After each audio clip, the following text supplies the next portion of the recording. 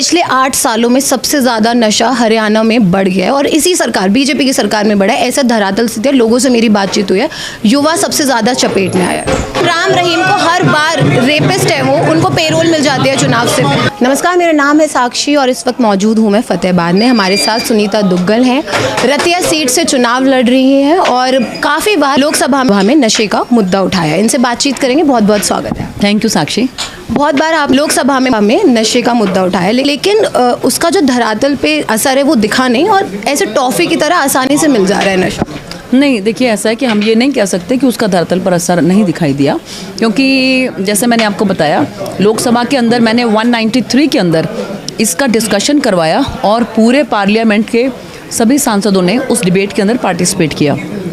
उसमें माननीय स्पीकर साहब के सामने इस बात को रखने वाली मैं भी थी कि ड्रग्स के ऊपर जो है वो खुलकर डिबेट होनी चाहिए पार्लियामेंट में, और उसमें मैंने भी पार्टिसिपेट किया। सुनी थी मैंने वो, इस इलाके की आवाज़ को मैंने वहाँ बुलंद किया। और उसके बाद जो है पूरे हिंदुस्तान के अंदर कुछ ऐसे एस्पिरेशनल जो है वो डिस्ट्रिक्ट्स निकाले गए कि जहाँ पर ड्रग्स का प्रयोग ज़्यादा होता है, ताकि उनके ऊपर हम और ज़्यादा सख्ती कर सकें। माननीय गृह मंत्री जी उसके बाद जो है चंडीगढ़ में आकर उन्होंने 5 मुख्यमंत्रियों का और उनके डीजीपीज़ हैं उनके साथ साथ मीटिंग किया।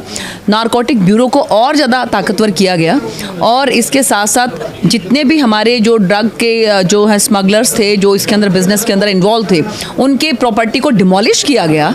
और इसके साथ साथ मेरे जो लोकसभा के अंदर जो डबवाली है उसको पुलिस डिस्ट्रिक्ट बनाया गया।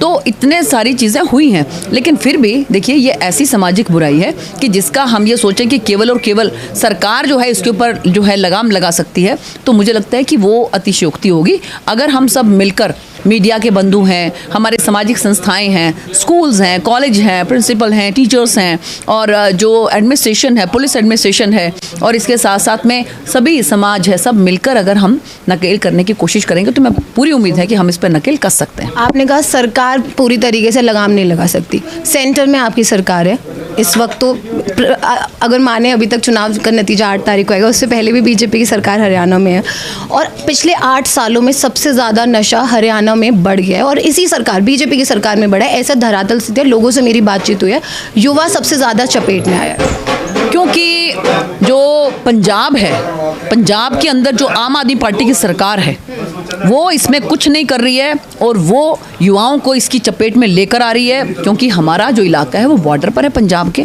इसलिए उसका असर यहाँ पर हो रहा है।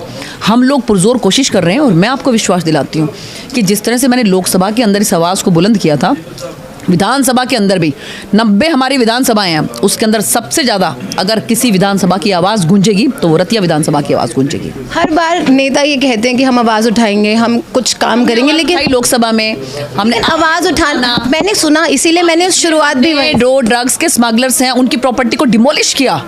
प्रॉपर्टी को डिमोलिश करने के बाद आप समझ सकते हैं कि किस तरह से जो है उनकी कमर टूट जाती है। और उसके बाद NIA ने भी बहुत से हमारी लोकसभा के अंदर छापे मारे हैं, है ना। तो कार्रवाई सिरसा रहते हैं आपका, सिरसा आप पहले से सिरसा से ही MP भी थी।